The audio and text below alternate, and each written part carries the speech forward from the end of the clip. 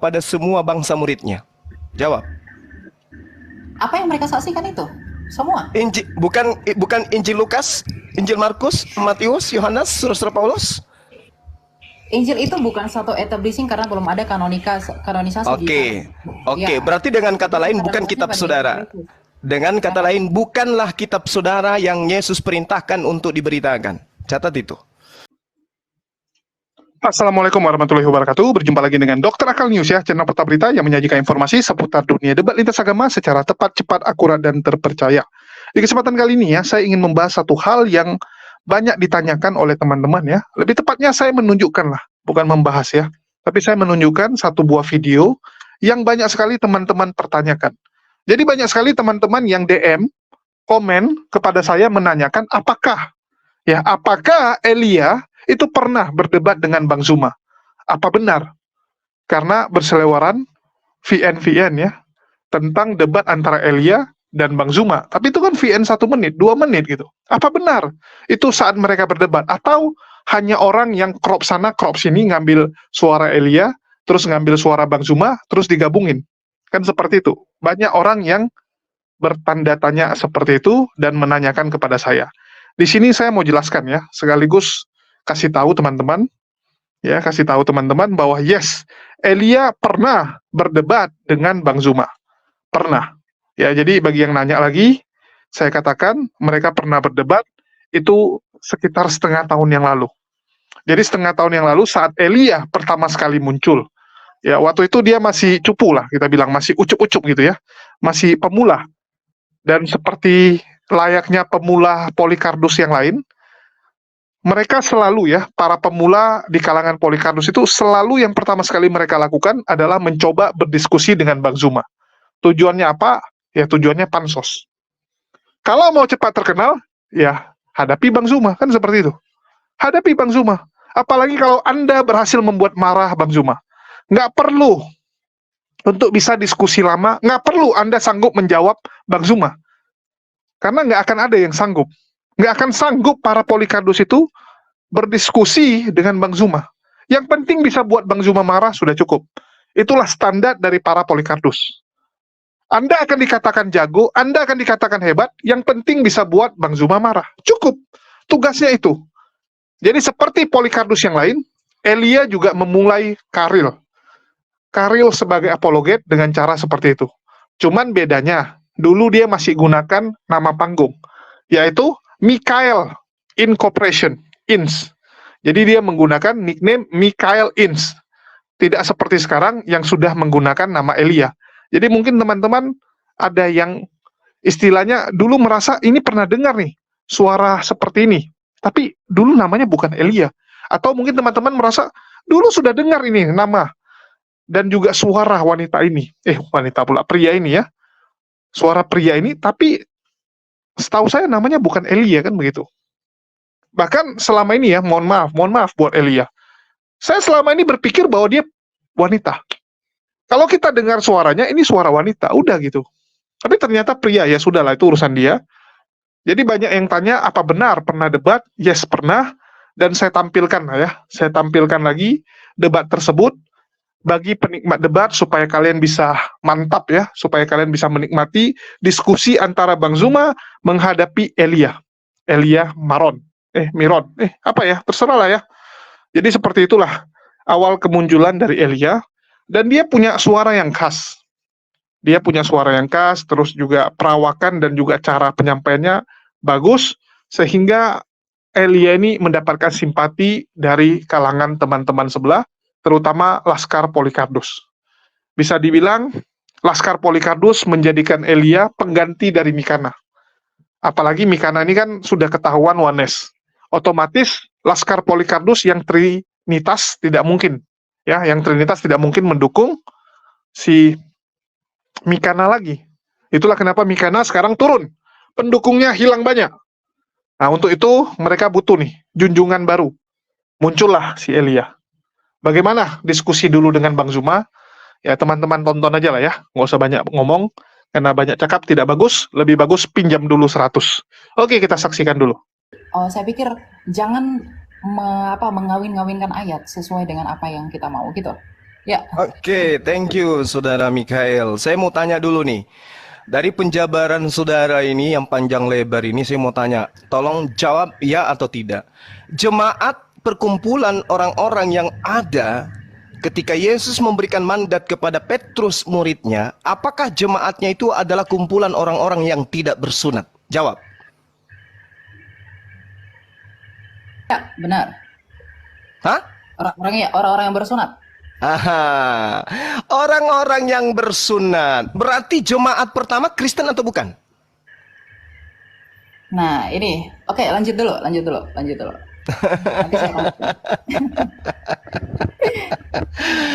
Saudara harus memahami bahwasanya Kristen itu di dalam pandangan Paulus sendiri adalah kumpulan orang-orang yang hidup secara kafir. Jadi jangan Anda ngadi-ngadi mengatakan jemaat pertama, gereja yang pertama adalah Kristen. No, nonsense, bullshit. Makanya perlu belajar, bukan hanya kecepatan berbicara. Mulut dan otak itu harus sinkron, Bung. Jadi jemaat pertama yang didirikan oleh Petrus adalah jemaat Yahudi, bukan Kristen. Kumpulan orang-orang yang tidak bersunat haram hukumnya masuk di dalam jemaatnya orang Yahudi sampai hari ini. Jadi jangan mimpi. Anda boleh lincah berbicara, tapi Anda tidak berdata. Oke? Nah, sekarang saya sadarkan kepada saudara, ketika saudara mengatakan Taurat itu hanya bayang-bayang, ilmunya dari mana? Dari orang Farisi kan? Nah, itulah kalian, pengikut orang Farisi. Sementara Tuhan memberikan pernyataan yang sangat luar biasa di dalam pemahaman orang Yahudi itu sendiri, bahwa Taurat yang datang kepada Nabi Musa itu adalah jalan hidup, yang siapapun yang menapaki daripada hukum Taurat itu dalam kehidupan orang Bani Israel, mereka akan mendapatkan hidup. Jadi tidak ada itu Kristen di situ, nggak ada. Anda mengatakan hukum Tuhan adalah bayang-bayang, itu mau Anda karena Anda Kristen. Tetapi orang Yahudi, di mana mereka adalah umat yang diangkat derajatnya oleh Tuhan, apakah pernah diajarkan Taurat itu bayang-bayang dan yang benar adalah ajaran Kristen? Mimpi. Itu mimpi itu, Bung. Makanya Yesus mengatakan, wahai Bani Israel, waspadalah kepada orang Farisi. Tapi kalau di Kristen, wahai orang Kristen, rangkulanlah dengan orang Farisi. Tuh, coba Anda lihat itu dari kacamata perspektif kerangka berpikir Anda aja dulu. Kristen berasal dari orang Farisi atau bukan? Yes, orang Farisi. Siapa orang Farisinya? Paulus. Apa pembuktiannya? Pengakuan dari mulutnya sendiri. Di mana diterangkan? Filipi 3 nomor 5. Aku adalah orang Ibrani asli dari keturunan Benyamin. Aku adalah orang Farisi. Kata Yesus, waspada. Ini waspada. Dan betul saja. Sekali lagi saya katakan, kalau Anda cerdas, Anda orang terpelajar, satu-satunya pemain tunggal yang mendirikan agama, mendirikan sekte di luar daripada agama Yahudi yang dianut oleh Yesus, hanya Paulus. Sekte apa itu? Kristen. Orang Yahudi menyebutnya Nasrani. Itu diterangkan dalam Kisah Para Rasul 24 nomor 5. Jadi tolong teman-teman Kristen mulai hari ini, Anda imani dan percayai bahwa jemaat pertama adalah Kristen, itu buyar. Tinggalkan itu adalah pembodohan. Jemaat pertama yang didirikan oleh Petrus adalah kumpulan ahli-ahli Taurat. Mereka adalah orang-orang yang bersunat. Mereka yang ketika masuk ke bait suci bukan duduk di bangku, tetapi mereka berdiri untuk sujud di hadapan Tuhannya mereka. Sebelum masuk ke rumah ibadah mereka cuci kaki, cuci tangan, membasuh wajah dan seterusnya. Mereka wudhu. Sementara Kristen itu beda. Jadi jangan pernah mimpi jemaat mula-mula yang didirikan di atas batu karang itu adalah Kristen. Itu pembodohan. Catat itu. Jemaat yang didirikan Petrus adalah kumpulan orang-orang yang bersunat. Mereka adalah praktisi Torah. Ya, catat. Sehingga ketika Anda mengatakan kami adalah Kristen awal mula dari muridnya Yesus, itu bohong. Paulus mendirikan sekte di Antioquia itu karena dia mengaku dia diutus sebagai rasul kepada orang-orang yang tidak bersunat. Maka jemaat pertama, orang-orang yang tidak bersunat, pemakan babi, adalah Kristen, dan itu tidak ada korelasinya dengan pengajaran Yesus. Jadi ketika Yesus mengatakan waspadalah kepada serigala-serigala yang nyamar seperti domba, yang dimaksud tidak lain adalah Paulus in the gang. Silakan Anda bantah. Oke. Ya, terima kasih Pak Juma ya. Sebenarnya saya juga mau menunjukkan bahwa seringkali Bapak Juma dalam rautan argumentasinya itu gagal sekali berpikir dengan apa yang saya sampaikan. Kemudian merujuk dari apakah orang-orang Kristen yang di jemaat yang didirikan Yesus itu bersunat? Iya bersunat. Ketika saya bilang ya bersunat, langsung Bapak berpikir bahwa wah argumentasi saya sudah patah karena itu. Enggak. Sebenarnya ini hanya ketidaktahuan Anda ya. Orang Yahudi yang percaya Yesus itu tetaplah harus disunat. Karena sedangkan orang Yahudi yang percaya Yesus tidak dibebankan hukum sunat. Kisah Para Rasul 21 ayat 25. Tetapi mengenai bangsa-bangsa lain yang telah menjadi percaya, sudah kami tuliskan keputusan-keputusan kami, yaitu mereka harus menjauhkan diri dari makanan yang dipersembahkan berhala, dari darah, dari daging binatang yang mati, dan dicekik dari percabulan. Ayat 20-nya kalau kita melihat sebelum sampai kepada konklusi ini, mendengar itu mereka memuliakan Allah. Lalu yang berkata kepada Paulus, saudara lihatlah beribu-ribu orang Yahudi telah menjadi percaya dan semuanya rajin memelihara hukum Taurat. Di ayat 22-nya, tetapi mendengar tentang engkau bahwa engkau mengajar semua orang Yahudi yang tinggal di antara bangsa-bangsa lain untuk melepaskan hukum Musa. Bangsa lain untuk melepaskan hukum Musa. Bapak harus mengerti ya, bahwa ketentuan sunat itu diberikan kepada yang memang diteruskan dari Abraham, kemudian berakhir di orang-orang Yahudi dari ke-12 suku Israel ini sebagai bentuk perjanjian mereka. Kemudian selanjutnya dikatakan sebab engkau menyatakan supaya mereka jangan menyunatkan anak-anaknya dan jangan hidup menurut adat istiadat kita. Jadi kita harus mengerti teman-teman bahwa hukum sunat ini adalah hukum yang only berlaku bagi orang-orang Yahudi. Tapi karena Yesus menyatakan pergilah jadikanlah semua bangsa muridku, baptislah mereka di dalam nama Bapa, Putra dan Roh Kudus. Artinya hukum Yahudi ini tak berlaku lagi bagi dunia ini. Itu berlaku bagi mereka aja. Bagi dunia ini tidak berlaku lagi hukum sunat karena mereka sudah disunatkan melalui kematian Kristus. Inilah relevansi yang saya katakan. Saya tetap konsisten dalam argumentasi saya. Saya tidak mau gagal berpikir ya. Nah, ketika Yesus menyatakan baptislah semua orang di dalam nama Bapa, Putra, Roh Kudus, kemudian juga Paulus. Jadi Paulus ini bukan bertentangan dengan Yesus. Ini harus yang diperhatikan ya teman-teman. Paulus ini menginjil bagi dunia. Karena di ayat 21 dikatakan bahwa di antara bangsa-bangsa lain dan Yahudi dan bangsa-bangsa lain yang melepaskan hukum Musa. Artinya bangsa-bangsa lain itu tidak terikat dengan hukum Musa. Inilah mengapa orang Yahudi itu sangat fanatik dengan orang-orang di bangsa lain. Artinya memang hukum Israel yang sangat ketat ini, yang tadinya perlakuan hukum Taurat ini tidak berlaku lagi bagi bangsa lain. Makanya orang Kristen yang non-Yahudi itu tidak perlu disunatkan. Itu argumentasi yang pertama. Argumentasi yang kedua, mengapa orang-orang Yahudi atau pada masa ketika Yesus mendirikan jemaatnya yang adalah Petrus sang batu karang itu, mereka adalah orang-orang bersunat. Argumentasi yang pertama itu karena mereka adalah orang Yahudi. Kemudian orang yang kedua, argumentasi yang kedua agar itu tidak menjadi batu sandungan atas pemberitaan mereka. Paulus dengan jelas menegaskan bahwa Timotius itu haruslah disunat, gitu ya, karena karena si Timotius ini ibunya seorang Yahudi teman-teman yang telah menjadi percaya gitu. Sedangkan ayahnya itu seorang Yunani ya, Yunani sehingga menurut hukum Yahudi Timotius itu termasuk orang Yahudi. Ini, jadi karena keyahudian mereka itu diwajibkan untuk bersunat, gitu. Jadi orang yang di luar Yahudi, non-Yahudi, tetapi Injil juga diberikan kepada mereka. Karena Yesus menyatakan bahwa Injil itu harus diberitakan kepada seluruh dunia, ya maka itu tidak berlaku, gitu. Karena karunia keselamatan ini diberikan bagi semua orang, gitu. Jadi penafsirannya penafsirannya itu harus relevan, jangan dikait-kaitkan yang satu dengan yang lain dan hanya untuk mengukuhkan asumsi kita, gitu. Itu prinsip hermeneutika Kristen itu jelas dalam hal ini, gitu ya. Jadi sebenarnya tidak ada yang bertentangan, gitu, Pak Juma. Silakan. Baik. Ya. Saya ulangi dengan narasi Anda yang begitu panjang. Saya mau tanya kepada saudara, menurut Yesus Injil mana yang harus diberitakan kepada semua bangsa muridnya? Jawab. Apa yang mereka saksikan itu? Semua. Injil, bukan Injil Lukas, Injil Markus, Matius, Yohanes, Surat Paulus.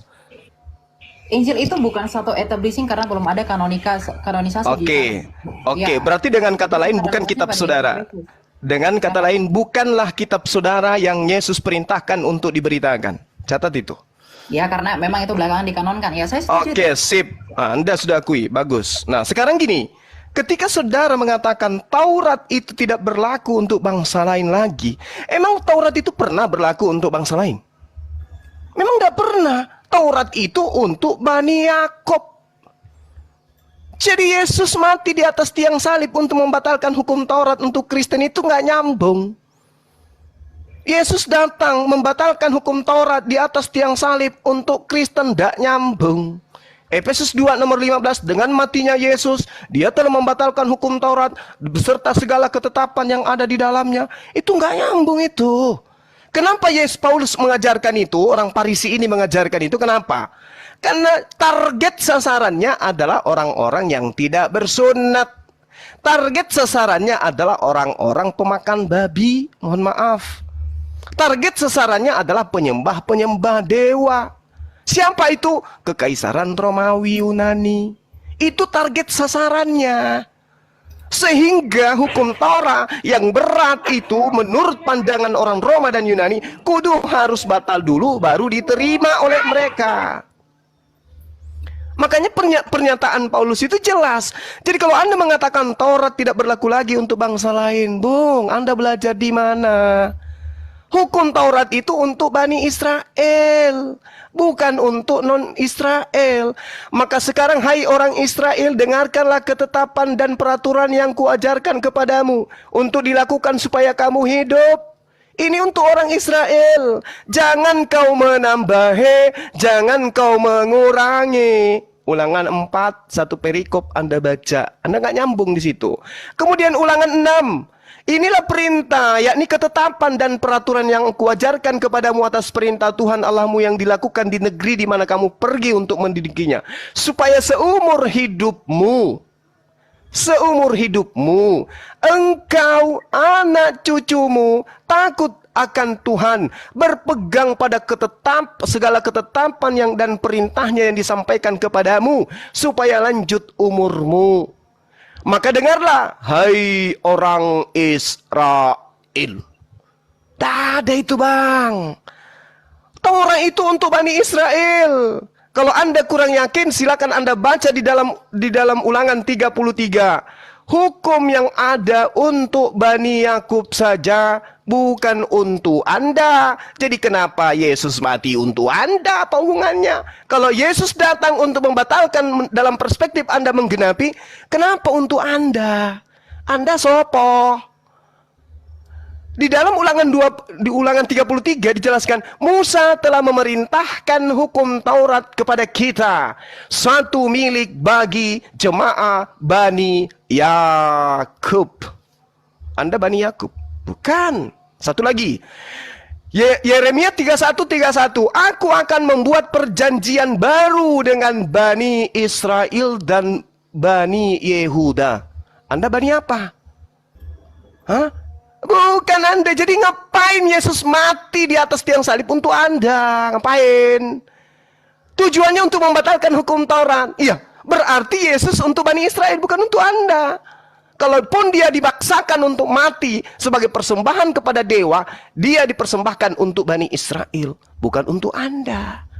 Kecuali Anda benar-benar Romawi dan Yunani yang dihadiahkan konsep Tuhan, dihadiahkan kitab. Baru betul, aku ini adalah Bani Romawi dan Yunani, pengikut Paulus yang meminjam nabi yang datang kepada Bani Israel untuk kami tuhankan. Itu baru betul. Saya jempol kalau Anda jujur di situ. Yang pertama, Anda sudah mengakui jemaat mula-mula yang didirikan oleh Petrus adalah jemaat bersunat, berarti mereka bukan Kristen. Mereka adalah Bani Israel yang percaya Yesus utusan Tuhan, belum terkontaminasi dengan ajaran Farisi. Sedangkan yang di Antioquia murni mutlak absolut pengajaran Farisi. Muncullah Kristen penyembah manusia, dan itu Anda aminkan hari ini.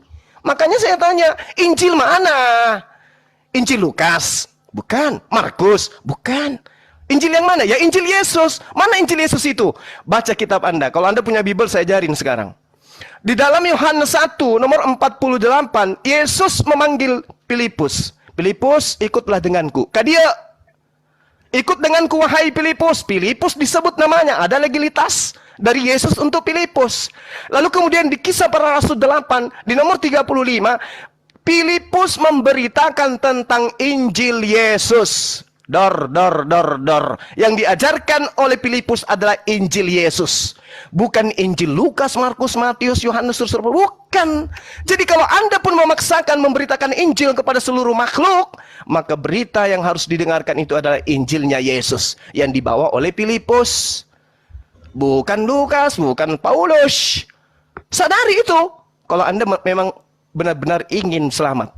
Yesus punya Injil sendiri yang diberitakan muridnya Filipus, dan Filipus mendapatkan legitimasi jelas. Sementara Paulus, Lukas, Markus, pengarang Matius, pengarang Yohanes, pengarang Markus itu tidak ada legitimasi dari dia, dari Yesus. Sementara sumber firman, bahkan kalian mengatakan firman itu adalah sang firman itu adalah Yesus. Sang firman memberikan legitimasi kepada Filipus, bukan kepada penulis Injil Anda. Jadi Injil Anda itu bukan yang harus diberitakan ke seluruh dunia. Simpan itu di peti. Cari Injil Filipusnya. Beritakan kepada dunia. Disitulah yang benar. Injil Filipus masih ada sisanya. Yesus menikah dengan istrinya Maria. Silakan. Oke. Terima kasih Pak Juma. Ya, saya ini ya sudah cukup mendengarkan tadi ya apa yang disampaikan. Saya mau bantu yang pertama dulu. Tadi Pak Juma menyatakan berkaitan dengan Taurat itu untuk orang Yahudi. Ya, kita buka Lukas 16 ayat 16. Lukas ya. Hukum Taurat dan kitab para nabi berlaku sampai kepada zaman Yohanes. Dan sejak itu kerajaan Allah diberitakan dan setiap orang menggagahinya berebut memasukinya. Yang pertama. Yang kedua, Matius 11 ayat 13. Sebab semua nabi dan kitab Taurat bernubuat hingga tampilnya Yohanes. Jadi Lukas, Matius itu relevan. Bahwa Taurat itu hanya berakhir dan berlaku sampai di masa Yohanes. Oke, jadi di sini kita bisa melihat bahwa Matius itu memberi penjelasan lebih jelas dengan menempatkan kata mereka bernubuat itu berakhir hingga tampilnya Yohanes Pembaptis tentang kesaksian kebenaran yang akan datang di dalam Kristus.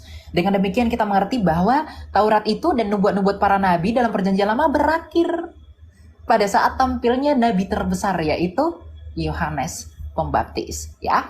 Dengan tanda kematian Yesus di kayu salib, berlaku hukum Kristus, hukum kasih. Ini saya sudah tegaskan dari awal, bahwa hukum Kristus itu adalah dua hukum. Hukum Taurat itu terikat pada 613 hukum. Gitu. Jadi yang 613 itu sudah tidak berlaku lagi. Kenapa? Karena para nabi pun itu semua bersaksi dan akan bernubuat tentang dia yang akan datang. Yang di dalam Lukas yang saya bacakan tadi, berakhirnya nubuat tentang kesempurnaan yang akan datang itu telah selesai.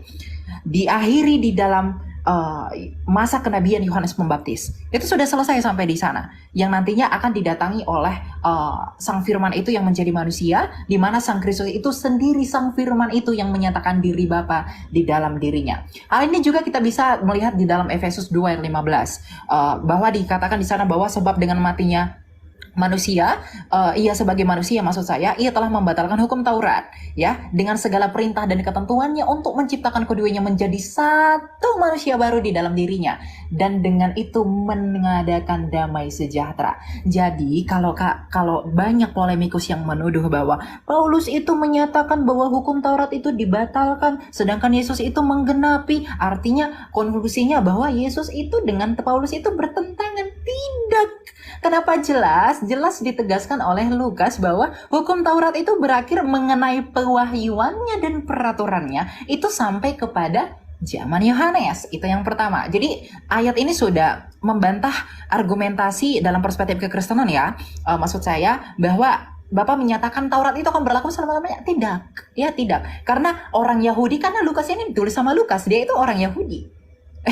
Jadi kalau dia itu orang Yahudi, tidak mungkin dia punya perspektif bahwa kalau memang hukum Taurat itu berlaku sampai selama-lamanya, tidak merujuk kepada nubuatan yang akan datang di dalam kesempurnaan Yesus Kristus, ini mereka tidak akan menyaksikan ini. Kalau kita merujuk kepada hukum dwi ganda saksi, kesaksian ini benar adanya, karena Lukas juga menyatakan demikian, Matius juga menyatakan demikian, kemudian juga dikonfirmasi di Efesus. Ini jelas urgensinya. Kemudian yang kedua, mengenai Injil gitu ya. Tadi Bapak menyatakan bahwa Injil itu di Filipus. Kenapa di Filipus itu tidak diakui, sedangkan di Filipus itu Yesus itu katanya menikah bla bla bla dan lain-lain. Kenapa kalian tidak memberitakan Injil yang dari Filipus aja?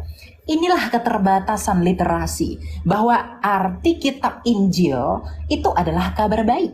Memang saya harus mengakui ya saudara, saya tidak mau menafikan bahwa kata Injil itu merupakan Arabisasi untuk kata Yunani Eugelion gitu. Jadi artinya adalah kabar baik kalau kita buat ke seluruh Indonesia. Matius 4 ayat 23. Yesus pun keliling ke seluruh Galilea. Ia mengajar dalam rumah-rumah ibadat dan memberitakan Injil kerajaan Allah serta melenyapkan segala penyakit dan kelemahan di antara bangsa itu. Ingat ya, kita harus mengkonsentrasikan antara kondisi orang Yahudi pada saat itu dengan apa yang dilakukan Yesus. Perspektif dan juga sudut pandang orang Yahudi yang dalam hal ini adalah mereka Yahudi tentunya teman-teman, karena murid-murid Yesus itu ya orang-orang Yahudi ya. Makanya dikatakan di dalam Markus 1, maksud saya itu di mana ya? Lukas 4 ayat 43. Tetapi ia berkata kepada mereka, juga di kota-kota lain aku harus memberitakan Injil kerajaan Allah, sebab untuk itulah aku diutus. Jadi kalau Bapak Juma tadi bilang Injil itu keselamatan itu hanya bagi orang Israel, itu salah besar. Literasinya kurang itu ya. Jadi ketika kitab Injil Matius itu menuliskan Yesus memberitakan Injil, artinya Yesus itu memberitakan kabar baik. Sedangkan Injil-Injil yang diberitakan oleh para rasul, ini penerusan ya. Injil-Injil yang diberitakan oleh para rasul adalah kabar baik yang sama tentang apa yang diberitakan Yesus.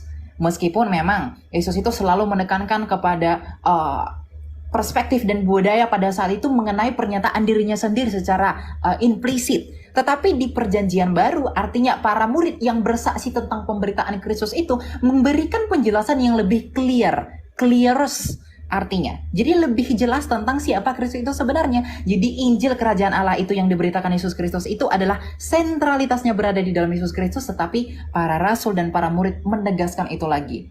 Hubungannya dengan apa? Dengan amanat agung Yesus Kristus bahwa Injil itu harus diberitakan ke seluruh dunia. Jadi Injil itu tidak terbatas pada apa yang ditulis murid tertentu saja Bapak Juma, tapi itu merujuk kepada kabar baik. Kabar baik itu dalam hal ini telah disampaikan Yesus bahwa kamu harus membaptis orang di dalam nama Bapa, Putra dan Roh Kudus. Ini relevansinya dengan apa? Dengan keselamatan yang Yesus tawarkan itu, dengan mengalahkan maut, dengan kematian dan kebangkitannya di kayu salib. Jadi kabar baik di sana adalah karena ketika Yesus itu menyatakan bahwa hidup di zaman pada saat itu dia belum mati. Jadi Injil kerajaan Allah itu yang merujuk kepada dirinya sendiri. Sedangkan ketika Yesus memberi mandat dan amanat agung baptislah mereka di dalam nama Bapa, Putra dan Roh Kudus, dia sudah mati tapi bangkit kembali. Artinya Yesus secara implisit menyatakan kepada murid-murid, sampaikan ke dunia bahwa aku telah mati, aku telah bangkit, dan aku naik ke surga dan baptis mereka di dalam nama Allah Tritunggal agar mereka dapat diselamatkan. Inilah yang disebut dengan kabar baik itu. Tidak bertentangan dengan apa yang Yesus ajarkan. Saya juga bingung dengan rautan argumentasi apa Anda mengkait-kaitkannya dengan Filipus,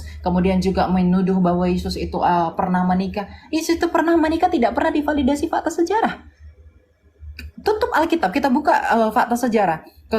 Tulisan Marabin Serapion, kemudian tulisan Tacitus, kemudian juga siapa namanya satu lagi saya lupa, yang dari Roma itu, mereka tidak pernah menyaksikan Yesus Kristus itu menikah. Bahkan Flavius Josephus itu membuktikan dan juga menuliskan dalam sejarahnya bahwa Yesus itu diakui dan dianggap orang Yahudi itu bangkit pada masa itu, dan tidak pernah menuliskan historikal tentang pernikahannya dia. Jadi Injil itu merujuk kepada kabar baik, terlepas dari bagaimana memang perspektiva dari budaya pada masa itu. Gitu Pak Juma ya. Terima kasih. Oke, baik ya. Jadi Paulus sendiri mengakui di dalam Galatia 1 nomor 6, aku heran bahwa kamu begitu lekas berbalik daripada dia yang oleh kasih karunia Kristus memanggil kamu dan mengikuti satu Injil yang lain. Ya. Jadi saudara harus memahami bahwa dari zaman Paulus saja Injil-Injil itu sudah bertebaran. Banyak Injil yang kemudian ada pada masa itu. Sehingga ketika saudara mengatakan bahwasanya Injil yang Anda maksud adalah yang diberitakan kabar gembira, Paulus yang menorehkan catatannya sendiri mengatakan bahwa banyak Injil lain Ya, banyak Injil lain yang ada pada masa itu. Bukan hanya kitab saudara yang sekarang ini mencari jalan untuk membatalkan hukum-hukum yang datang kepada Bani Israel. Saudara dengan entengnya mengatakan bahwasanya hukum Taurat itu hanya berlaku pada masa Yohanes sampai masa Yohanes. Itu maunya Anda. Ilmu Anda itu Anda dapatkan dari mana? Dari Lukas. Lukas iki sopo? Anda mengatakan Lukas ini orang Yahudi. Data Anda dari mana? Lukas aja dari namanya itu adalah nama orang Roma. Oke? Dan tidak ada catatan yang mengatakan bahwa Lukas itu orang Yahudi. Tidak.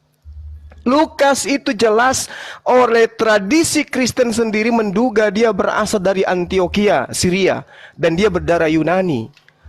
Lalu ketika saudara mengatakan dia orang Yahudi, ilmu dari mana Anda dapatkan itu? Ya, ilmu dari mana? Lukas itu tidak dikenal oleh Yesus.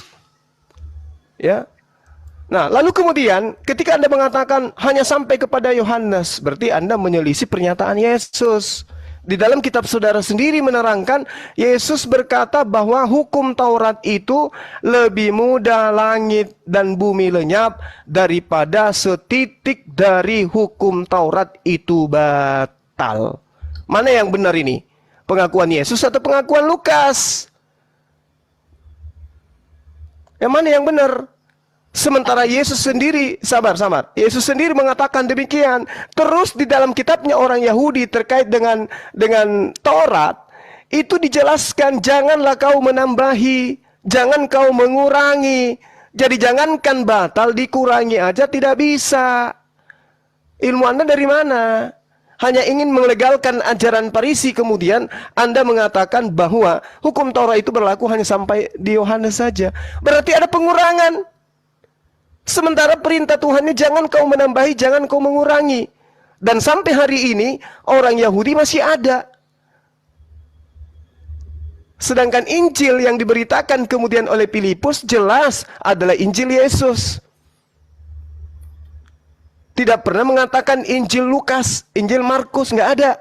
Yang diberitakan oleh Filipus ini adalah Injilnya Yesus. Injil Yesusnya mana? Tidak ada. Kenapa tidak ada? Karena sejatinya Kristen itu bukan pengikut Yesus, tapi pentuhan Yesus yang muncul pertama kali kemudian di Antioquia. Jadi ketika kemudian dikatakan hukum Taurat itu berlaku hanya sampai Yohanes, itu datanya dari siapa? Dari Lukas sendiri. Sementara Lukas juga yang mencatat, Yesus sendiri mengatakan bahwasanya lebih mudah langit dan bumi lenyap daripada setitik dari hukum Taurat itu batal. Lebih mudah. Nah, terus kenapa bisa batal? Sementara langit dan bumi itu lebih mudah hilang daripada hukum Taurat. Apa logikanya yang bisa dipakai selain daripada doktrin dan dogma? Oh, nggak berlaku lagi. Apa alasannya? Sementara Yesus mengatakan lebih mudah langit dan bumi lenyap daripada setitik dari hukum Taurat. Nah, sekarang saya ingin bertanya kepada saudara, Injil Filipus, Injil yang diberitakan Filipus yang adalah Injil Yesus itu apa itu? Apakah kitab saudara atau bukan? Silakan. Oke, saya jawab dari awal dulu ya sebelum sampai ke Filipus agar sistematis ya. Tunggu dulu, Bu Michael. Ya, Kenapa? izin ya, Gurunda.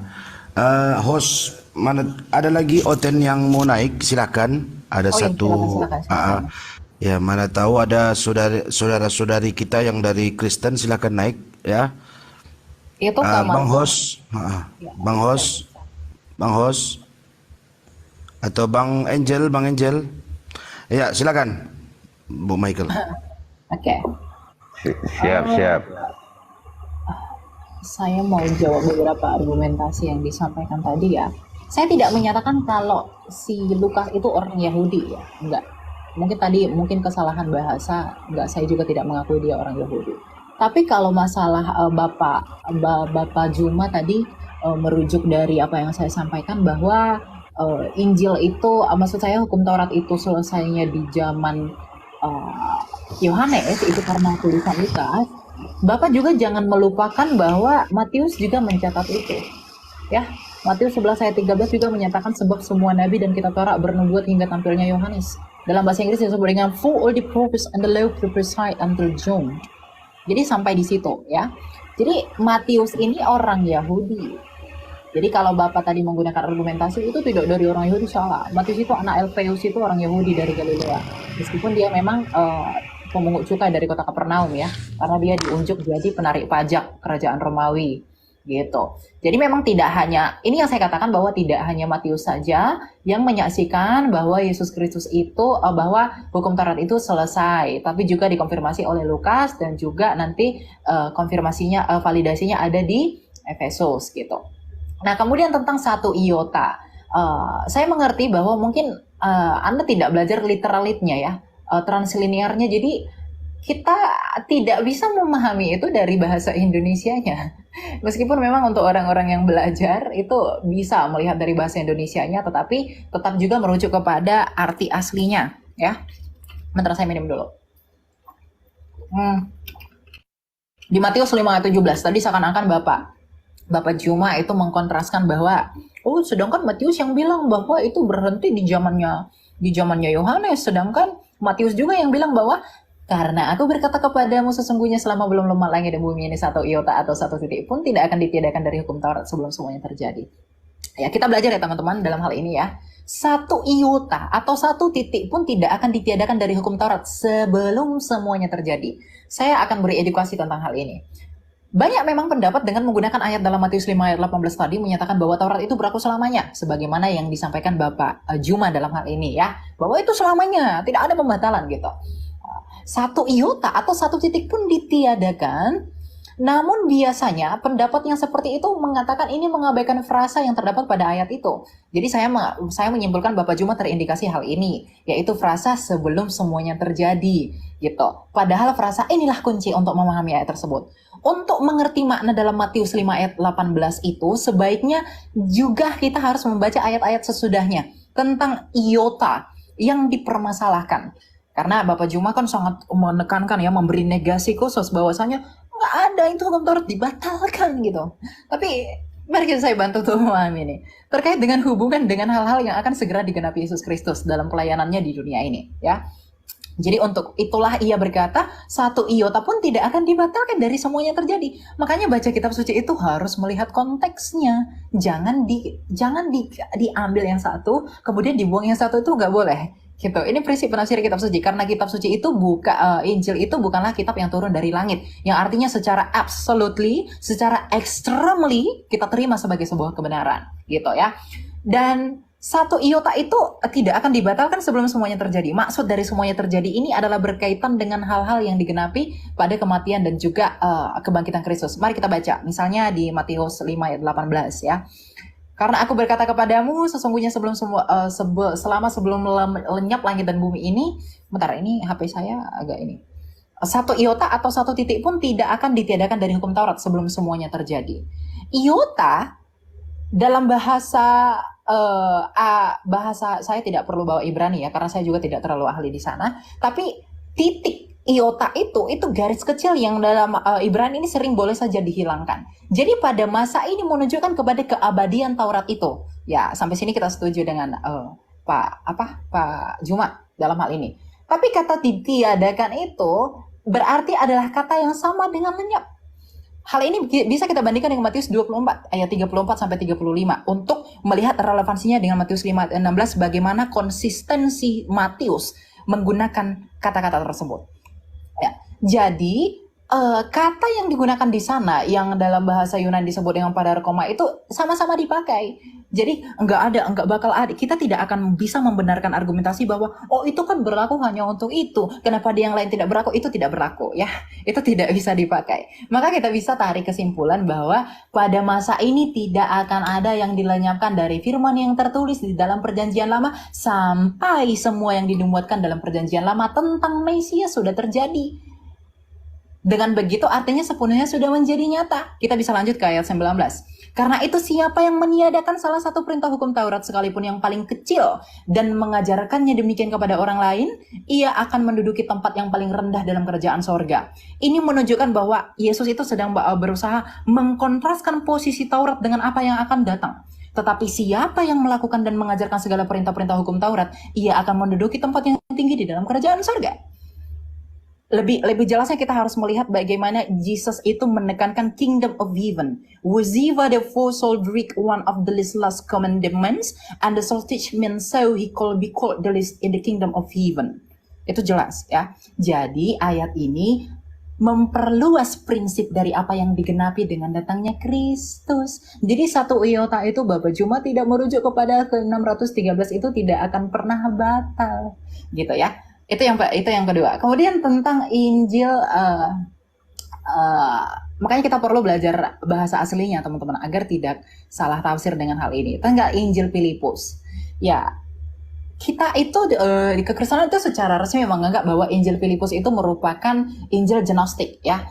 Itu juga disebut dengan naskah apokrifa Perjanjian Lama. Nah, kita perlu verifikasi ini dan juga melakukan diwifikasi berkaitan dengan standar yang digunakan untuk melihat kebenaran ajaran itu.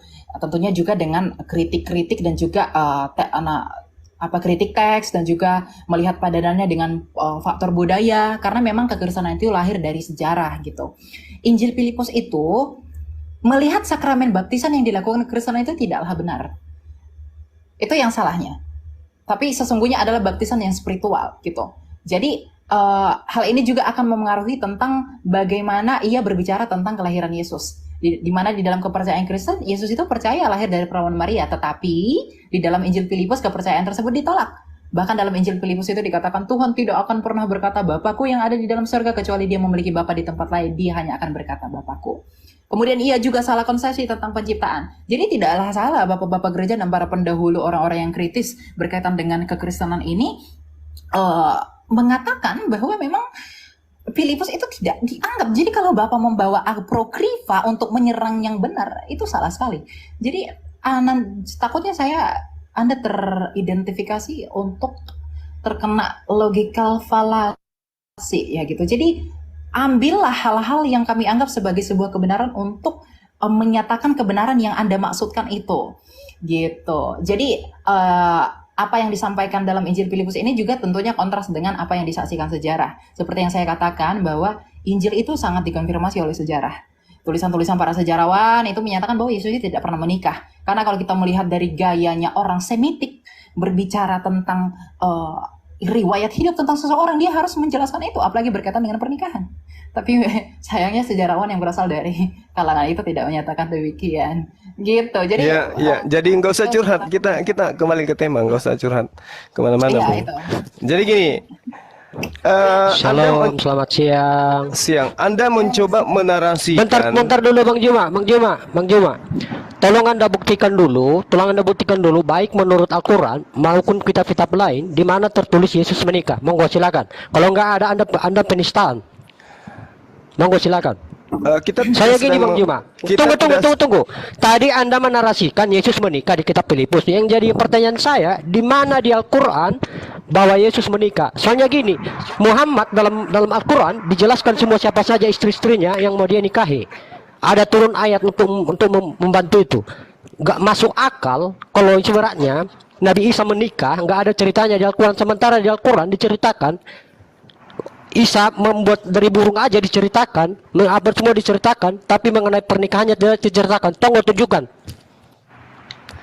Kalau tidak, Anda menista. Oke, terserah Anda. Silakan Anda laporkan. Bukan, tolong tunjukkan dulu pernyataan Anda. Tadi Anda bilang menikah. Anda diam. Kamu mau berdiskusi atau tidak? Kalau nggak kamu Anda diam. Iya, diskusinya kita berbagus. Anda diam. Tunjukkan dalil. Anda diam. Jangan tunjukkan dalil. Jangan buat kesesatan. Tunjukkan dalil. Anda tentukan waktu kita bahas itu. Oke? Siapapun dari kalian akan saya lumat habis. Paham? Gak usah terlalu sombong kali. Ya. Sekarang kita masuk ke dalam pengajaran Yesus. Anda mencoba untuk menarasikan ajaran Kristen untuk membantah ajaran Yesusnya. Oke, sah-sah saja. Anda hebat di dalam membangun narasi. Torah itu batal. Kenapa? Memang itu tujuan Kristen. Anda didukung oleh pengajaran-pengajaran Farisi untuk menyatakan itu. Yes. Tetapi tolong Anda hargai kitabnya orang Yahudi ini yang mengatakan jangan kau menambahi, jangan kau mengurangi. Anda tidak bisa membatalkan kitabnya orang dengan membawa narasi dari Farisi, nggak bisa. Bahkan Yesus sendiri, kalau Anda percaya bahwa itu adalah ucapan Yesus, jelas sekali dikatakan dalam kitabnya, Hos ean aun leise. Meanton enton nauton, ton alasistion, kai de dase hauston taus anthropos, elaxitos kelextetai, ente pasilei. Artinya apa? Tidak boleh. Barang siapa yang meniadakan, membatalkan setitik, meskipun yang paling terkecil. Coba. Lantas Anda kemudian mengatakan, oh sebelum disalib, saya katakan mohon maaf, saya harus mengatakan maaf, 1000 maaf. Anda tidak belajar dengan logika sehat Anda, hanya iman. Yesus mengatakan apa di sana? Tidak akan menempati tempat, dia akan menempati tempat yang terendah. Dia akan menempati tempat yang hina di dalam kerajaan langit ketika dia membatalkan setitik pun, meskipun yang paling terkecil. Kata siapa? Kata Yesus. Oh, Anda akan larikan sebelum semua terjadi. Apa semua terjadi itu? Sebelum saya disalib. Wow, penyaliban Yesus itu tidak ada takarannya di dalam pengajaran Taurat. Penyaliban Yesus itu murni, takarannya adalah ajaran paganisme. Taurat di dalam takarannya penebusan dosa sebagai korban penghapus salah itu binatang, bukan manusia, apalagi Tuhan. Anda mencoba untuk menyelisih ajaran Yesus dengan menambah-nambahkan sebelum aku disalib, sebelum aku mati di atas tiang salib. Bung, itu ajaran dari Roma. Coba Anda baca Filipi 5 nomor 2. Yesus mempersembahkan dirinya sebagai persembahan yang harum untuk Theos. Theos mana yang menginginkan persembahan manusia? Anda tidak akan pernah bisa temukan. Tuhan yang benar tidak pernah minta persembahan manusia kecuali dalam hal ujian kepada Abraham. Dan itu pun Tuhan menggantikan dengan binatang. Di agama Anda persembahan penebus dosa itu manusia. Lalu kemudian Anda mengatakan, inilah penghapusan daripada hukum Taurat. Sampai hanya Yohanes. Oleh karena itu, Yesus harus mati di atas tiang salib sebagai penggenapan itu semua. Penggenapan itu bukan pembatalan, Bung. Penggenapan itu adalah penyempurnaan. Yesus datang menyempurnakan hukum Taurat itu. Apakah penyempurnaan hukum Taurat dengan membunuh anak manusia di atas tiang salib? Itu ajaran paganisme. Ya. Tapi ajaran Taurat, kita berbicara mengenai ajaran Taurat. Di mana Tuhan mengatakan akan berhenti hukum Taurat itu hanya kepada Yohanes. Itu di mana? Tidak ada pengajaran itu. Kecuali pengajaran yang muncul kemudian 300 tahun kurang lebih setelah pengesahannya di konsili. Barulah kemudian hal itu Anda benarkan. Dan Anda mengajarkan ajaran ini karena diajarkan oleh Barat kepada Anda. Bukan orang Yahudi yang mengajarkan itu. Orang Yahudi mana, tradisi mana, kitab apa di tengah-tengah mereka yang mereka jadikan acuan bahwa hukum Tuhan yang datang kepada kita sudah selesai pada saat pengarang kitab Yohanes mengatakan itu, ketika pengarang Lukas mengatakan itu. Dan Anda salah tadi, itu bukan kitab Matius, Bung. Anda belajar lagi. Yang mengatakan itu adalah kitab Lukas. Anda asal bicara saja, tapi Anda tidak memahami data yang sesungguhnya. Jadi saya katakan sekali lagi kepada saudara, Yesus sendiri mengatakan, siapa yang meniadakan hukum Taurat meskipun yang paling terkecil, dia akan menempati tempat terhina di langit. Apa itu? Neraka. Makanya kalian diusir oleh Yesus. Enyahlah daripadaku kalian semua pembuat kejahatan. Siapa yang tidak membuat kejahatan? Yang melakukan kehendak Bapa. Apa kehendak Bapa? Hukum Taurat. Jadi siapa yang tidak melakukan hukum Taurat, berarti mereka tidak berlaku berdasarkan atas kehendak Bapa. Siapa yang tidak berlaku kehendak Bapa, dia diusir. Kemana? Ke neraka. Mana dalilnya? Matius 13:50. Baca itu. Tak ajarin, ambil pulpen, catat. Ya, Anda boleh menarasikan agama Anda, silakan. Oh, berlata-lata, berapi-api Anda menjelaskan. Tapi yang Anda jelaskan itu untuk kemudian menyangga ajarannya Yesus adalah pengajaran orang Farisi. Ya, percumi. Anda didukung ajaran Farisi. Wah, dengan berbagai macam narasi yang Anda bangun. Tapi membantah dengan ajaran Farisi menghantam ajaran Yesus. Nggak bisa. Yesus sendiri mengatakan, barang siapa yang meniadakan setitik pun dari hukum Taurat meskipun yang paling terkecil, maka dia akan menempati tempat terendah, tempat terhina di dalam kerajaan langit. Siapa itu? Kristen. Kristen membatalkan itu semua dengan pola yang diajarkan oleh orang Farisi. Bagaimana dengan Tuhannya sendiri? Jangan kau menambahi, jangan kau mengurangi, agar kamu hidup. Barang siapa yang menambah mengurangi, dia mati. Masih kurang. Jadi Anda kemudian membantah pengajaran Yesus. Jangan kau menyangka aku datang untuk meniadakan. Aku datang untuk menggenapi. Menggenapi itu bukan berarti menghilangkan, membatalkan. Menggenapi itu artinya kalau dia 9 digenapi menjadi 10.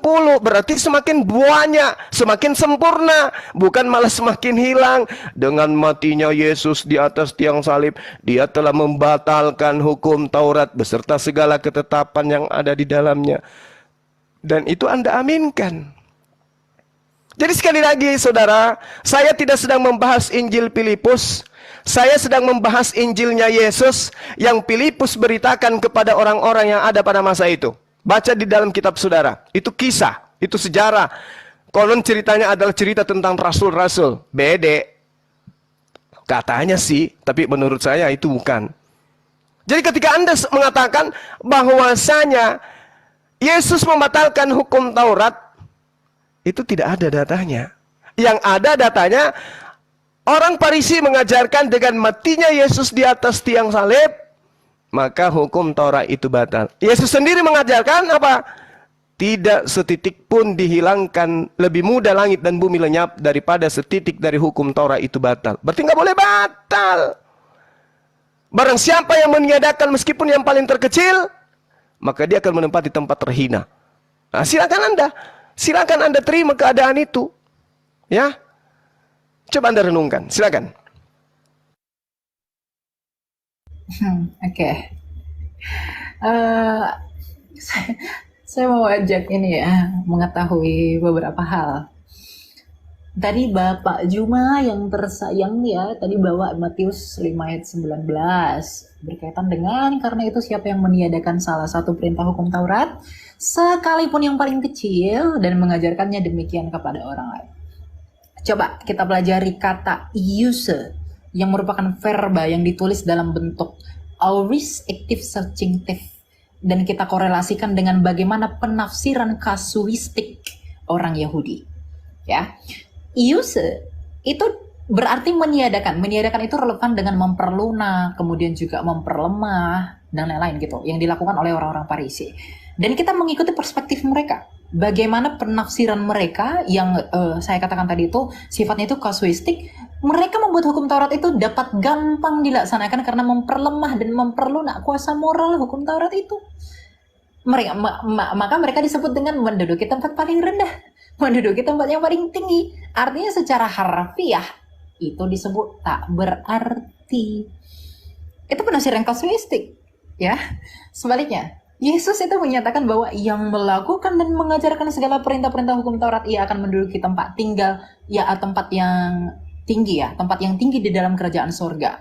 Segala perintah yang merujuk kepada apa yang dinyatakan Yesus itu merujuk kepada hukum Taurat di Perjanjian Lama, dan hal-hal yang segera menyusul, yakni rumusan Kristus yang lebih dalam tentang hukum Taurat yang menunjukkan kepada penggenapan sesungguhnya. Kita bisa bandingkan ini misalnya dalam Matius 5 ayat 38, Matius 22, kalau nggak salah pokoknya di antara ayat 34 sampai ayat 34, dan Yesus Kristus itu merujuk kepada dirinya yang akan segera mengajarkan kegenapan Taurat, dan revitalisasi yang ia rumuskan itu menjadi hukum kasih. Hal ini kita bisa lihat di dalam ayat 20 misalnya di Matius 5. Saya tidak keluar dari konteksnya meskipun tadi Pak Juma membawa narasi lain, tapi nanti saya akan jawab itu ya. Di Matius 5:20 itu dikatakan bahwa maka aku akan berkata kepadamu, jika hidup keagamaanmu tidak lebih benar daripada hidup keagamaan ahli-ahli Taurat dan orang Farisi, sesungguhnya kamu tidak akan masuk ke dalam kerajaan sorga. Kita bisa melihat ini padanan yang saya katakan tadi, bahwa kebenaran yang ada di sana itu lebih tepat daripada hidup keagamaan. Jadi kebenaran itu lebih tepat daripada hidup keagamaan. Ini urgensi kekristenan. Ya, jadi lebih benar bukan berarti lebih besar. Ahli-ahli Taurat yang adalah orang yang menganggap dirinya sebagai pengajar hukum Taurat, kemudian mereka adalah Farisi yang kemudian orang-orang yang mengaku mengajarkan hukum Taurat mengerjakan, maksud saya. Masuk dalam kerajaan surga itu tidak tergantung pada hubungan Allah, dan ini harus diperlihatkan dalam kehidupan dan ajaran yang bersifat mendalam itu. Ini yang Yesus revitalisasi. Jadi saya tadi sudah menerangkan dari bagaimana transit interlineasinya berkaitan dengan satu iota itu merujuk pada apa. Kemudian tadi Bapak Juma menyatakan kalau satu iota tidak ada, selalu penekanannya di sana, dan di sana. Tapi tidak melihat konteks dekatnya. Saya pikir ini kesalahan berpikir yang sangat fatal. Ya, kemudian yang kedua, tadi juga mana ya? Bapak Juma tadi menyatakan, saya catat tadi berkaitan dengan sebentar, berkaitan dengan enyahlah gitu, bahwa mereka yang sesat itu enyahlah mereka yang menyebut aku Tuhan Tuhan, melainkan dia melakukan kehendak Bapakku di surga. Tadi Bapak Juma itu menyatakan bahwa kehendak Bapakku di surga merujuk kepada Taurat, ya, merujuk kepada Taurat. Di sini juga saya kita harus lihat Matius 7 ayat 22 itu ayat 22 itu merujuk kepada latar belakang yang ada di sana. Jadi kita nggak boleh comot-comot Bapak Juma. Bapak Juma itu tidak boleh mempersamakan persepsi bagaimana kitab yang ada di dalam kepercayaan saudara itu sama dengan perspektifnya kami. Tidak tentunya ya. Karena kita harus lihat latar belakangnya. Karena setiap ayat itu punya maksud dan tujuan sesuai kontennya dan konteksnya. Maka sebaiknya ayat ini tidak dicuplik 2 ayat saja sebagaimana yang Bapak Juma lakukan. Tetapi kita mundur sedikit ke belakang, kita mulai dari ayat 15 sampai ke 23. Saya tidak akan baca karena itu terlalu lama, tapi jelas pada konteks Matius 7 ayat 15 sampai 23 itu tentang pengajaran sesat. Jelas sekali konteks Tuhan Yesus itu memberikan peringatan kepada murid-muridnya bahwa nanti akan ada orang-orang yang melakukan abusement tentang pengajaran Tuhan yang sebenarnya. Mereka ini bertindak seolah-olah sebagai nabi atau pengajar. Ya, itu memang sudah dibuktikan sejarah, banyak ajaran sesat yang menentang keilahian Yesus, kemudian juga rumusan Tritunggal. Meskipun dalam perspektif kekristenan hal ini merupakan hal yang dimaksud kepada apa yang dirujuk oleh Yesus Kristus. Gitu. Hal ini pula dinegasikan oleh Yesus Kristus di dalam Matius 24. Jadi, seperti yang kita temukan bagaimana kepalsuan itu banyak tentang nabi-nabi palsu yang bersaksi dan lain-lain, itu merujuk kepada hal pengajaran sesat yang disampaikan Yesus. Jadi kehendak Bapa di surga itu tidak merujuk kepada kamu harus melakukan hukum Taurat. Karena kalau dengan demikian, maka kontradiksilah isi yang disampaikan Matius ini dengan Matius juga yang menyatakan bahwa semuanya sudah berakhir ketika zaman Yohanes. Karena di dalam Matius 11 ayat 13, Matius buka sendiri, Matius 11 ayat 13, Matius berbicara sebab semua nabi dan kitab Taurat bernubuat hingga tampilnya Yohanes. Jadi tidak mungkin Yohanes memperkarakan dan menyatakan 2 hal yang berbeda dan kontradiksi. Kalau memang Anda menafsirkannya demikian. Jadi sebenarnya itu adalah penafsirannya itu yang harus holistik. Jadi tidak ambil satu kemudian buang yang lain. Gitu. Jadi apa yang dimaksudkan Pak Juma dalam hal ini dalam rangka menuduh kekristenan, ketika kekristenan itu datangnya dari Paulus, tidak sesuai dengan ajaran Yesus, kemudian juga tidak sesuai dengan apa yang disampaikan Matius, ayat Alkitab itu kontradiksi. Kekontradiksian itu saya pikir lahir dari ketidakmengertian kita tentang konteks dan budaya orang Yahudi pada saat itu. Dan kemudian juga berkaitan dengan kata yang Bapak Juma sampaikan tadi tentang yang siapa yang melakukannya itu mendapat tempat paling hina. Kita harus memahami bahasa mereka karena bahasa mereka itu bukan bahasanya orang Indonesia yang dengan mudah bisa dapat dimengerti karena sangat kompleks. Bahasa Semitik itu sangat kompleks gitu. Jadi demikian Pak Juma. Oke, saudara harus memahami lebih jauh. Kitab Anda itu bukan bahasa Semitik, itu bahasa Yunani, bahasa Greek. Ya, jadi Anda jangan mengatakan bahasa yang ada dalam kitab saudara itu harus dipahami berdasarkan dengan rasa bahasa Semitik. No, itu bukan bahasa Semitik, bahasa Yunani, bahasa Yunani. Nah, kemudian ketika Anda membawa Matius, Anda mengatakan kontradiksi dong. Ya, wajar kontradiksi. Toh penulis Matius itu bukan si Lewi, murid Yesus, bukan. Apa pembuktiannya? Baca Matius 9 nomor 9. Setelah Yesus pergi dari situ, Yesus melihat seorang yang bernama Matius duduk di rumah cukai. Lalu ia berkata kepadanya, ikutlah aku. Maka berdirilah Matius lalu mengikuti dia. Bukti bahwa pengarang kitab Matius bukan Matius murid Yesus. Itu satu. Jadi kalau mendapatkan kontradiksi ya wajar, namanya juga bukan firman Tuhan. Lalu kemudian Anda mencoba menarasikan Matius 7, Bung. Matius 7 nabi palsu itu bisa dilihat dari buahnya. Baca satu perikop. Kalau Anda mengutip-ngutip katanya, Anda yang harus membaca satu perikop. Dari buahnya itu jelas. Apa buah dari pengajaran nabi palsu? Memanggil Yesus Tuhan. Bermujizat dengan menggunakan nama Yesus. Mengusir setan dengan menggunakan nama Yesus. Bernubuat dengan menggunakan nama Yesus. Itulah buah pengajaran nabi palsu. Agama mana itu? Agama Anda. Dari mana Anda mendapatkan agama Anda? Dari orang Farisi. Kepada siapa Yesus minta agar diwaspadai? Orang Farisi. Paulus orang mana? Orang Farisi. Tokoh dari mana? Dari Kristen. Di mana dituliskan? Kisah Para Rasul 23 nomor 6. Masih kurang datanya? Oke, saya tambahkan kalau gitu. Di dalam kitab saudara jelas sekali ketika saudara mengambil Matius 5 nomor 20. Maka aku berkata kepadamu, jika hidup keberagamaanmu tidak lebih benar, apakah Kristen dengan mempersembahkan manusia sebagai korban penebus salah, penebus dosa itu benar? Daripada dibandingkan bagi ajaran Yahudi? Tidak. Apakah dengan orang Kristen menghilangkan hukum Torah, maka orang Kristen dihitung lebih benar? Tidak. Apa pembuktiannya? Paulus sendiri menuliskan di dalam Galatia 2 nomor 14, orang yang tidak bersunat adalah orang yang hidup secara kafir. Apakah orang yang hidup secara kafir lebih benar daripada ahli Taurat? Bullshit. Oke? Jadi bukan Kristen yang dimaksud hidup lebih benar daripada hukum Taurat itu, daripada hidup dengan keagamaan di ahli Taurat, bukan. Tidak boleh kemudian Anda mengatakan bahwasanya Matius 5 nomor 20 cerminan pembatalan hukum Taurat dan yang benar adalah Kristen. Bullshit. Justru Matius 5:20 ini tidak boleh mengikuti Kristen. Saya bacakan ayatnya supaya Anda paham.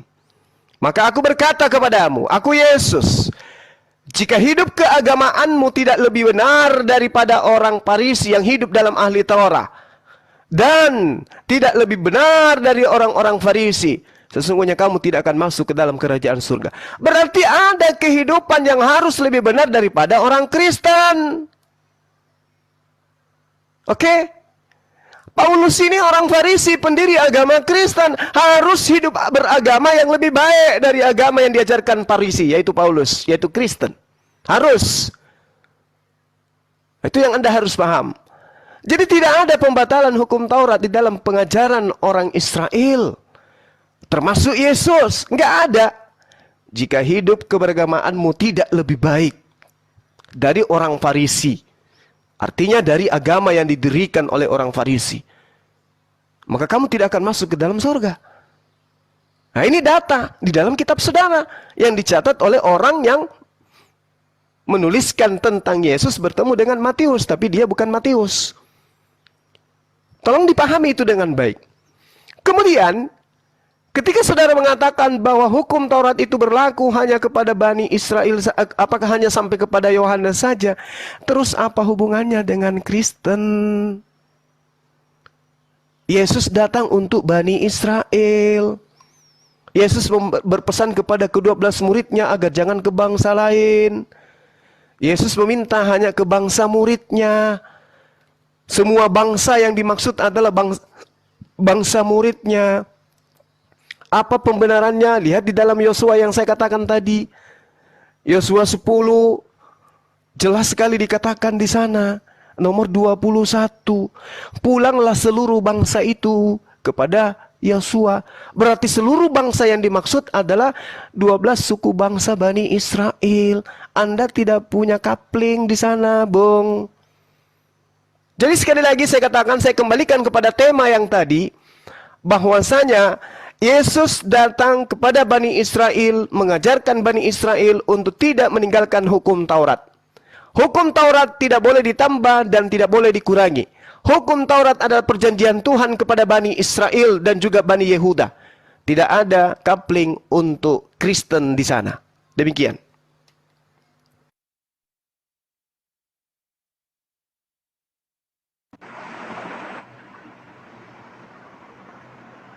Oke, Mbak Mikael, silakan ditanggapi.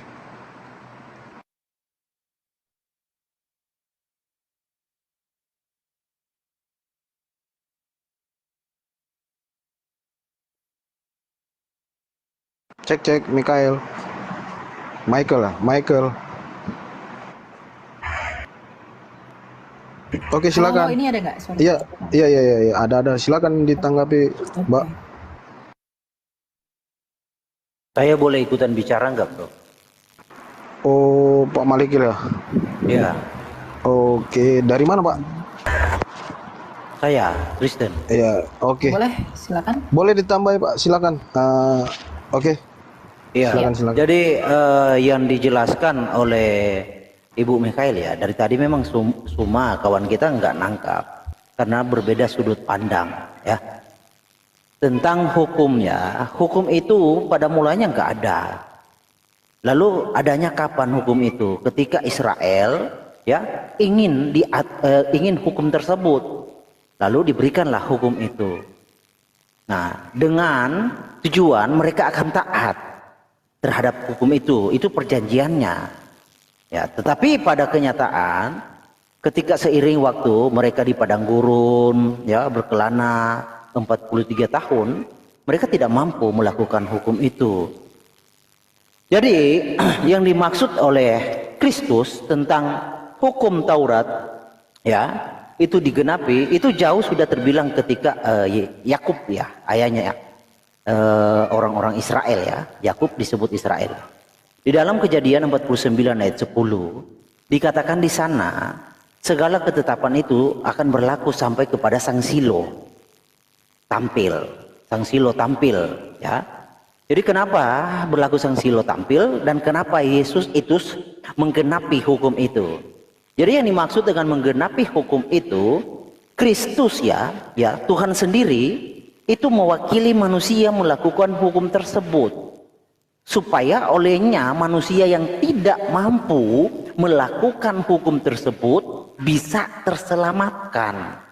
Jadi manusia itu hanya bisa selamat karena mengikuti Kristus, bukan karena mengikuti hukum itu. Karena tidak ada manusia yang bisa melakukan hukum tersebut. Itu yang dimaksud, yang dijelaskan oleh Ibu dari tadi. Ya, begitu kira-kira. Silakan ya, Ibu Mikael. Sebelum saya tanggapi dulu mungkin. Boleh Pak. Boleh Pak, silakan. Iya, Silakan, Pak. oke. Boleh. Jadi Saudara Herdi, Anda mencoba menarasikan kitabnya orang Yahudi dengan mendudukkan Yesus di sana sebagai penggenapan dengan kata Silo. Bung, coba kamu cermati deh. Apa yang diterangkan oleh Tuhan di sana? Lo Yasur, tongkat kerajaan Tuhan. Ini tidak akan berpindah. Tidak akan beranjak dari Yehuda. Ataupun lambang pemerintahan dari kakinya tidak akan berpindah kemanapun. Sampai dia yang berhak atasnya itu datang. Apa tanda daripada kedatangan daripada yang berhak ini? Tandanya adalah oknum tersebut mampu menaklukkan bangsa-bangsa dengan hukum yang ia bawa. Bangsa apa yang ditaklukkan Yesus? Ketika dia datang kepada Bani Israel. Menaklukkan Yudas aja nggak bisa. Jadi jangan kamu menganggap bahwa orang semua bisa dengan mudah didoktrin dan didogma dengan mimbar gereja, nggak bisa. Di situ sangat jelas dikatakan yikahat amim. Artinya seluruh bangsa-bangsa itu takluk kepada oknum yang dimana dia diserahi tugas untuk menyampaikan firman Tuhan kepada seluruh bangsa-bangsa. Apakah Yesus pernah melakukan itu? Tidak. Dia hanya untuk Bani Israel. Ajarannya untuk diajarkan dia utusan Tuhan. Kepada Bani Israel aja, dia tidak mampu menaklukkan hukum Tuhan. Wahai Bani Israel, aku adalah utusan Bapa kepadamu. Bani Israel mengatakan, bukan. Kamu itu anak Maria, anak Pantera. Kamu itu anak hasil dari persinahan. Jadi Anda mimpi kalau Anda mendudukkan Kejadian 49 itu nomor 10. Cari oknum yang mampu menaklukkan hukum-hukum kepada bangsa lain. Oknumnya itulah yang dinubuatkan dalam Kejadian 49:10 itu. Yesus gugur segugur-gugurnya. Ya, dia datang untuk Bani Israel. Berhasil? Tidak. Itu Saudara Herdi, supaya Anda pelajari lagi. Silakan. Oke, saya tanggapi ya. Maaf, saya Ibu potong dulu ya Pak. Pak, mohon maaf. Bang Rido, tolong dinaikin itu suara terpental itu tadinya. Bang Rido, monitor. Bang Yuansa. Oke, dilanjut Pak. Oke. Oke. Jadi mungkin semua lupa baca ayat 11-nya ya. Tongkat kerajaan tidak akan beranjak dari Yehuda ataupun lambang pemerintahan dari antara kakinya sampai dia sang Silo datang yang berhak atasnya, ya, yang berhak atasnya. Maka kepadanya akan takluk bangsa-bangsa. Ini sinkron dengan Yesaya 42 bahwa ia akan memaklumkan, memeteraikan hukum bagi bangsa-bangsa. Begitu yang terjadi kepada Yesus yang menggenapi. Ya, kalau Anda mau bertanya, Yesus menguasai dunia? Iya, dia menguasai. Ya, Yesus menguasai bukan hanya bangsa-bangsa, ya, maut pun dikuasai, kawan. Jadi dia dalam konotasi menguasai dunia, semua manusia yang mau bertobat percaya kepadanya selamat. Itu bukti bahwa dia mampu memberikan keselamatan kepada semua orang. Itu bukti. Kalau you berbicara tentang penguasaan seperti raja, di dalam pemahaman Yahudi itu ada dua sudut pandang. Mesias bin Yosef dan Mesias bin Daud. Seperti yang terjadi urutannya, Yosef hadir duluan baru Daud. Ya kan? Yosef hadir dulu, ya. Yusuf hadir dulu baru Daud hadir. Nah, demikian juga rencana Tuhan terjadi atas manusia. Jadi dia datang dalam tipologi Ben Yosef. Ben Yosef seperti yang terjadi kepada Yusuf. Dia dijual, dia disesa, dia tidak disukai oleh saudaranya. Demikian terjadi kepada Yesus. Itu. Lalu kapan dia menjadi Mesias Ben Daud? Seperti yang dipahami perkasa. Nah, di dalam tipologi itu Tuhan kasih contoh kepada manusia. Hei manusia, Mesias itu akan seperti Daud dan Saul. Ketika Daud dilantik menjadi raja, Saul itu masih menjadi raja atas Israel. Itu tipologinya. Jadi ketika Daud dilantik oleh Nathan menjadi raja atas Israel, Saul masih menjabat sebagai raja. Nah, Daud belum bisa menjadi raja secara totalitas, tetapi sudah dilantik menjadi raja. Demikian Kristus Yesus. Ketika dia hadir 2000 tahun yang lalu, dia sudah dilantik sebagai raja. Kapan Yesus akan menjadi raja secara totalitas atas alam semesta? Ketika kerajaan dunia ini selesai atau akhir zaman.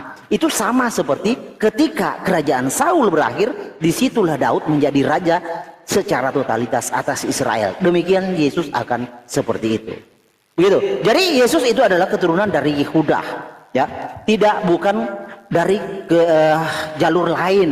Jadi di sini sebenarnya tidak imbang dalam diskusi ini, kawan-kawan. Dari sedikit, jangan dipotong. Tidak imbangnya gimana? Karena dari sudut pandang kawan-kawan, tidak satupun memenuhi kriteria untuk bisa layak untuk ikut serta, kecuali dari kawan-kawan itu ada garis keturunannya dari Yehuda, baru bisa dianggap layak. Kalau nggak ada ya percuma, kawan.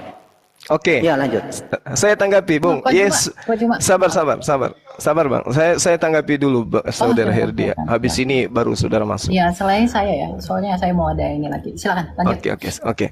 Bung, Anda tidak akan bisa meloloskan Yesus, nggak akan pernah bisa. Dia nggak layak untuk duduk menjadi raja, karena dia keturunan Yoyakim.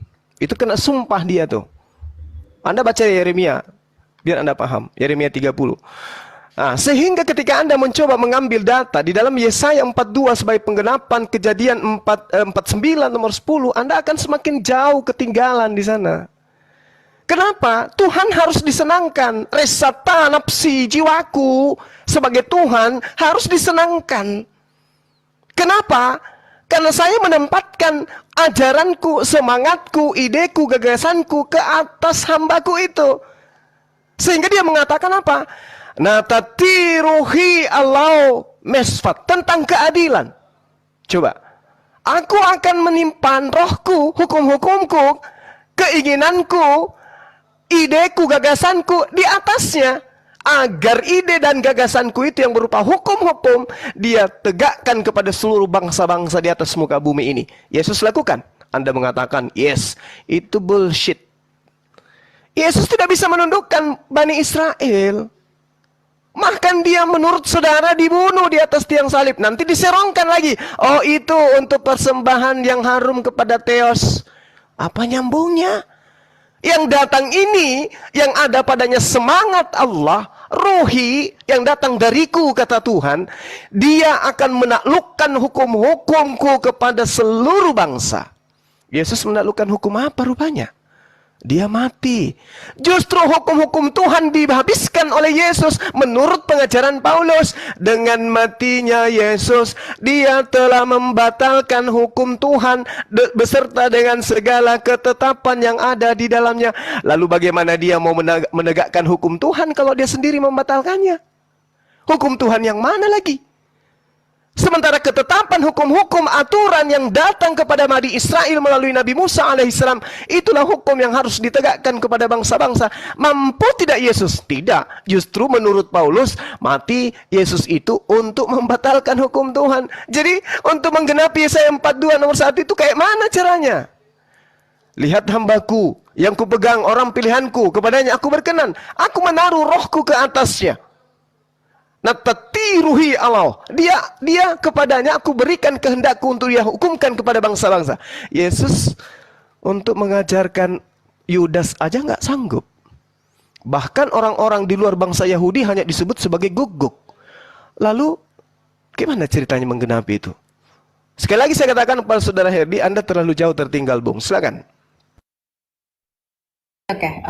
Iya, silakan. Ya maaf Pak Malik ya.